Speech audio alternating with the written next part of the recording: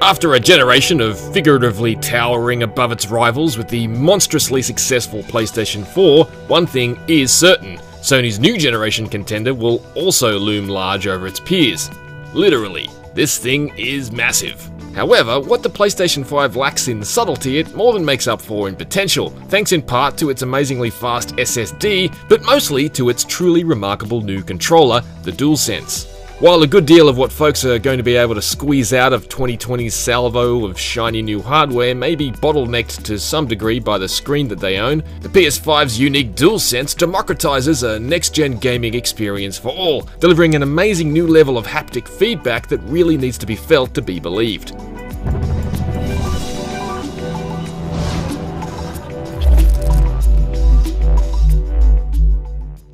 Make no mistake, the austere and unceremonious nature of the box and packaging is in stark contrast to the PlayStation 5 itself, which is far and away the most flamboyant looking console I've ever owned. Rather than a single shell, the PS5 appears to be made up of 4 separate pieces: a glossy black case sandwiched between a pair of warped matte white plastic plates with a detachable stand. I'll happily concede the PS5 does look a bit better in the flesh than it did in the initial product shots. The matte off-white finish to the plates is actually a lot nicer than I feared it would be, and the sloping vents flanking the strip of glossy black plastic that wraps around the edge of the unit are eye-catching. The problem to my eye is that the gradually widening black strip on the front and the flappy overhanging plastic corners makes the PS5 look a little bit like a piece of luggage that's stuffed too full to zip up properly. And the irregular curves remind me more of a cassette that spent a hot summer's day on a car dashboard than a PlayStation. It's obviously not the first white games console, but in concert with its sheer size and shape, it's surprisingly ostentatious for something designed to sit beneath or beside black televisions, black soundbars, black subwoofers, and a generation of black AV equipment and gaming hardware. It's a bit showy, and in a world of generally sleek and simple tech, it looks a bit out of place, like 2006's vision of 2046. On the front, you'll find access to the Ultra HD Blu-ray optical drive, a high-speed USB Type-A port, and a super-speed USB Type-C port, as well as the power button and eject button. These buttons are adjacent to each other, but the eject button is noticeably smaller, so if you're anything like me, there's now hope of not spending an entire generation trying to remember which button is which.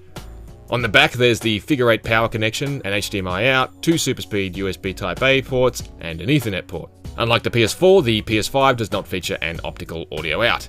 The stand is necessary because the misshapen nature of the plates means the PS5 can't sit flat on its side properly without it. It has a pair of small hooks which loosely clutch the back of the PS5 and a rotating base.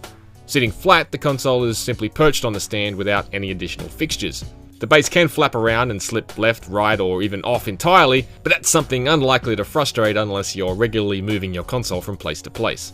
Positioned vertically, a single screw is required to affix the stand to the console to prevent it from falling out of it. The slotted screw comes stored in the stand itself and is easy to install. If you don't have a flat screwdriver, a knife, or even your thumbnail will suffice. Appearances aside, there is one element of the PS5 that can't be as easily ignored, and that's the sheer size of it. Positioned vertically and perched atop its stand, the PS5 is about 40 cm tall, or 16 inches. With the stand switched, that figure is a fraction less when positioned horizontally, coming in at around 39 cm, but even in this orientation, the PS5 is still just over 11 cm high, or 4.5 inches, at the point where its top plate curls skyward. That's bigger than the grill-sized PS3 or the VCR-like original Xbox One. It's even bigger than 2 original PS4s stacked on top of each other. There are only 2 bigger white appliances in my house. One washes my clothes and the other keeps my butter cold. The PS5 fits in my furniture, albeit with the subtlety of a Humvee squeezing through a drive-thru, but may not fit in everyone's setup. It's quaint that this year's biggest console comes from the land of capsule hotels and K-cars, and it's the American console that's more compact by comparison.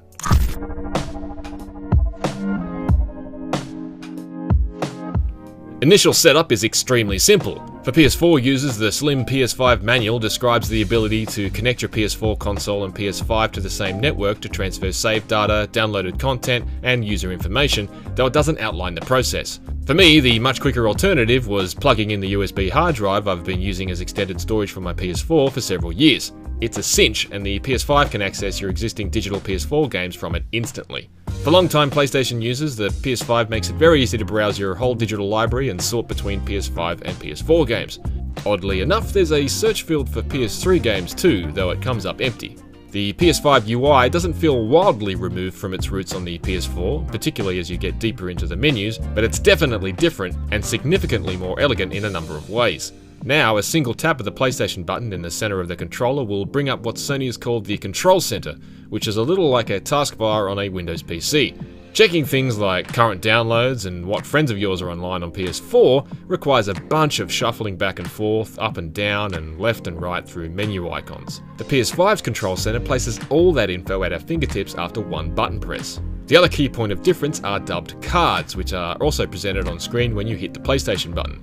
Some of these are just fluff, like links to newly published articles about games you're following on PlayStation and recent screenshots, though the activity cards seem to have the potential to be a little more useful.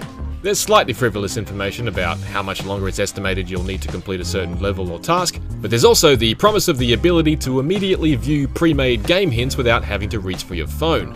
For example, it was revealed earlier this week, the PS5 remake of Demon's Souls will feature over 180 help videos that players can opt to watch if they get stuck. The ultimate value of the PS5's activity cards is hard to gauge at the genesis of the PS5 though. Hopefully, developers will embrace them as useful ways to communicate with players while in game and not turn them into lists of additional chores.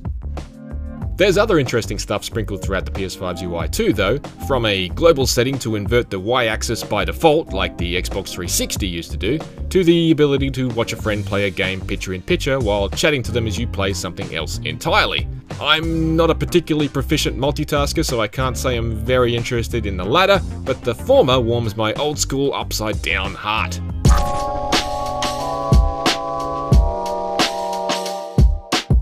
One of this generation's most important upgrades is the switch from traditional hard drives to solid-state storage drives, dramatically improving loading times across the board and potentially enabling games to load in new objects effectively on the fly.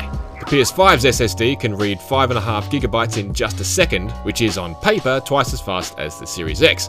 In practical terms, it means I could go from powering up from a complete shutdown to perched on top of whatever Manhattan building I last left Miles Morales on in a mere 45 seconds. That still leaves time to tap your toe, but once I was in-game, the time it takes to go from selecting a save to load to actually swinging through Spider-Man Miles Morales' open world is basically a blink. After generations of watching progress bars inching across a screen, it's pretty stunning stuff. I thought that was going to be the game-changing feature of the PS5, but to my surprise, it's really the DualSense controller that boasts the biggest potential. It may feel fairly similar to the DualShock 4 at first touch, but it didn't take me long to realize it's really an incredibly impressive new beast entirely.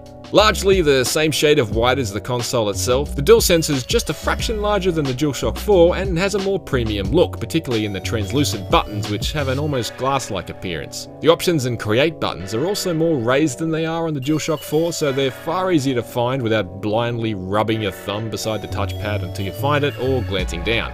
The DualSense also has a built-in mic, making headsets unnecessary, but it still has a 3.5mm jack for those who prefer to use them. The charging port is USB-C. However, it's what's on the inside that makes all the difference, and the range of haptic feedback the DualSense can provide is quite astonishing. Nuanced rumble travels from palm to palm and with a wide spectrum of effects, from almost imperceptible pulsations to massive vibrations. The triggers not only buzz with force feedback like the Xbox One controller, but also fight back and introduce a brand new layer of immersion. It's seriously remarkable. The pre-installed platformer Astro's Playroom is a pretty wonderful tech demo for the DualSense and well worth experimenting with. It's a rich and fabulous demonstration of the new level of feedback the DualSense can output, and an adorable tour through PlayStation's long hardware history to boot.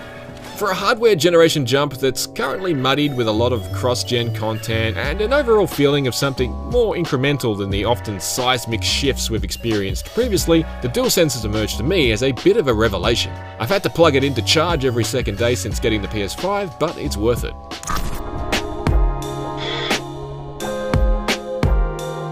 In the power stakes, there's been a role reversal this generation, with Microsoft's new Xbox Series X arriving with reportedly 20% more grunt than the PS5. That said, it's a bit of a meaningless figure until we can properly examine how the Series X and PS5 cope with the same third-party games head-to-head. Regardless of the apparent power disparity, however, doubling the frame rate to 120Hz will also be on the cards with certain games, should your 4K TV support it, but personally I suspect I'm going to get a lot more mileage out of the better resolution and lighting effects that players who opt for increased frames may be forced to sacrifice. Spider-Man Miles Morales, for instance, has the option to switch between a 30 frames per second fidelity mode with the maximum amount of visual flourishes and a 60 frames per second performance mode without things like ray tracing and other advanced lighting effects and temporal techniques providing a 4K picture from a lower resolution base. Fidelity mode was easily my preference, as without the slick lighting and real-time reflections it was a bit of an anticlimax.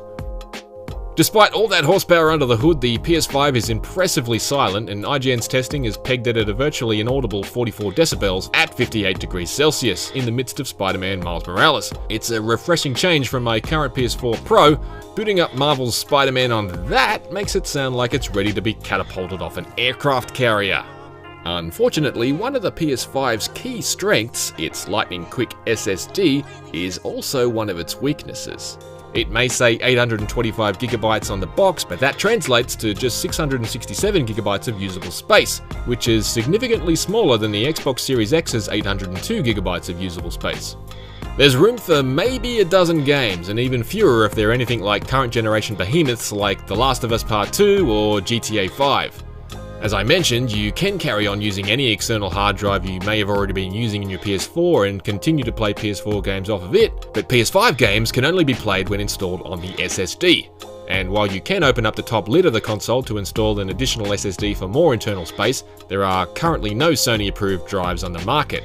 PS5 games can be stored on an external HDD but need to be copied back to the SSD to play, though the near-instantaneous loading times for PS5 games may make this palatable. However, it's worth noting that losing time later to the task of moving stuff around when my SSD invariably fills up may feel a bit like robbing Peter to pay Paul.